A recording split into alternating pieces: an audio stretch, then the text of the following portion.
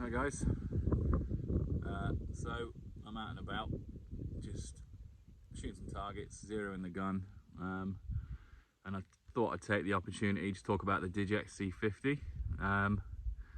Just go through some of the menu options. What I'm going to do is have a flick through while I'm recording so you can sort of see what's happening.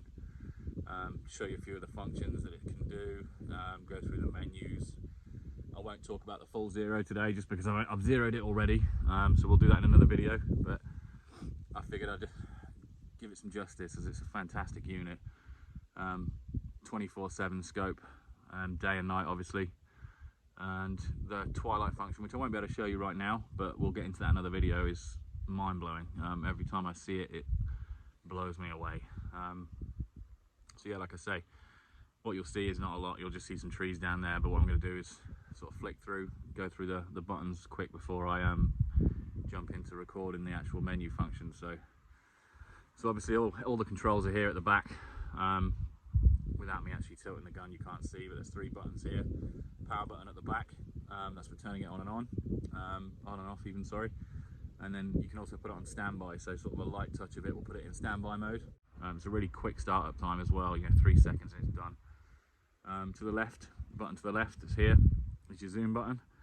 So you can sort of hit that in increments, so you'll hit it, digital zoom, and then also, I don't know if a lot of people know, but there's been a couple of videos out there explaining with the Pulsar units that you can actually just hit that once, and then you can use the wheel, the menu wheel on the side here, to sort of focus manually in much smaller amounts, which I use quite a lot. It's just a lot nicer way of doing things. And then you've got your record button to the right. So it takes obviously video, sound and photographs as well, so you can switch between the two. So you just sort of hit and hold it to record. There's your main function, so your menu wheels, so your battery's obviously on the top here, your external battery that you take out. And then on the side here, which I can show you, is the little USB port. So that's where you charge the internal battery, USB-C, or you can download all your footage through the cable onto your laptop or whatever it is you do your editing or wanted to just keep hold of the footage from. I've got grass getting in my eye and it is driving me mad. And then this side is the menu wheel. So this is where it all happens, this one. So you sort of do your little taps in and out of the menus, and then you sort of wheels forward and backwards to get and navigate around. Moving forward on the scope here, there's your focus wheel. So that's your focus wheel there. And then just in front of that is the twilight function, or the ability to turn it from day mode to night mode. So obviously I haven't got the IR on this at the minute, but if it would have been night mode, you would sort of flick that on last light and it'll give you, another hour or so of good light. It's turned dark into light practically. It's fantastic. I know I go on about it all the time, but it is the reason I bought this scope. So yeah, that's where you switch that, and then you've got your little lens cap on the front, which stays nicely out of the way. Clicks on, if I can get it to click on, and then there's just a little button on the side. Don't drag it off, just press the little button and it pops open out of your way. Yeah, so what I'll do is I'll stop talking for a second. Well, I will carry on talking, but what I'll be doing is looking through here so you can sort of see what's going on. Hopefully I'll put it in the side and you can either look at me with the buttons or look at the little video on the side. Okay, so I don't know whether you can hear me, so I'm going to press record. Okay, so this is what you see just when you're looking through the scope. Obviously it's not perfectly focused because I'm just looking at nothing at the minute. You can see in the top left that it's recording, and it should be recording sound as well at the same time. You can see down there across the bar at the bottom the little sun that says colour, which is telling you that it's in day colour mode, and the microphone next to it is telling you it's on. If it was off, there'd be a little cross there through that. And then the mag to the right of that, 3.5 times mag, the time, and then your battery power. So the right hand battery, number 2, is the external one on the top, and then the one on the left is your internal battery. Okay, so I'm going to just push in the menu button on the left here, and this will take you into your menu options. So as you can see, you can sort of scroll up and down.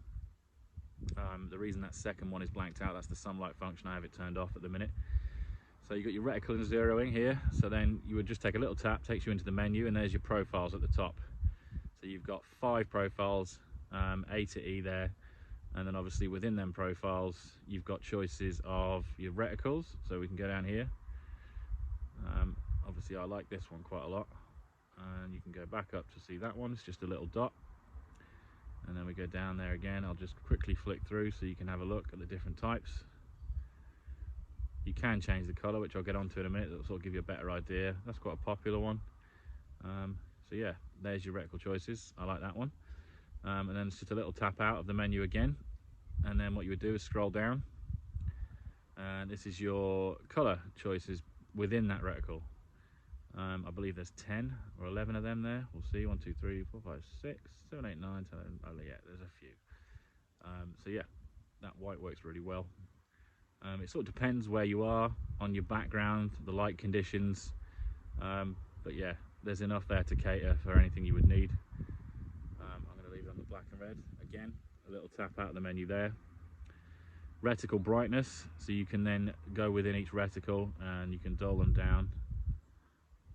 Not that you can really tell that it's black, but it does work, so that's another option for you there. And then your distance, so this is where you would set your distance for your profile and your zeroing. Like I said, I won't go in that today just because it's a whole nother video. It's a very simple process, and then there you would go inside there. And yeah, like I say, that's the zeroing screen, but we'll come out of that. We'll do that another day. Back out again, so you just sort of keep pressing the menu buttons until you come back out to where you started off. Icon brightness, Wi-Fi on and off. So obviously you'd need your Wi-Fi on if you were going to use the Stream Vision 2 app, or if you had a spotter with you, or you wanted to just download the footage straight to your phone in the field. That was how you would do that. Wi-Fi settings within there, and then obviously the microphone on and off. You may well have just gone dead a little bit there, but that's the microphone. General settings, so things like your date, your time, language, whether you want to use the stadiometric rangefinder in yards or meters. You can sort of reset it back to default settings there, and then you can format everything within there as well. So let's come back out of there. Accelerometer, which is just telling you, up, down, left, right. So obviously if you're canting as well, it tells you whether you're doing that, and then just device information. So there you go. That's what it looks like. As you can see, it's a really clear picture. I don't know whether you can hear me better there or here, but as you can see, that's a really clear picture within that menu. So that's the Digex C50 from Pulsar. What a fantastic scope.